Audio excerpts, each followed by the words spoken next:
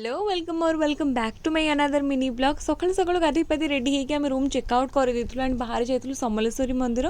मंदिर जेहेतु सकाल सकाल मैंने 6:30 7 भितर जाइलु तो पागटा बहुत ही बढ़िया लगुला तापर आम किणुलु भोग किणी सारिक शंखा किसी आणुली जोटा कि मो माँ पाखे पूजा करके मम्मी को देती सकाल सकाल जाइलु दर्शन पर तो बहुत ही जल्दी होगला कहीं भिड़ बहुत ही कम था और माँ को चेहराटा एत सुंदर देखा जाता मो मन लगी जाइए संबलपुर में निहाती भाव में आउ के जी बुलापाई ये आम थके जाकि बसीलु मो सांग को ये आउ गोटे सांगटे टंकाटे पेमेंट करता कहीं भिकारी भाई बसी तले कि ब्रेकफास्ट कर सकालू से दर्शन सारिकी पलि आसलु सांगे सांगे दहीबरा खायापी और दहीबरा टेस्टा मंदिर पाखे बहुत ही बढ़िया से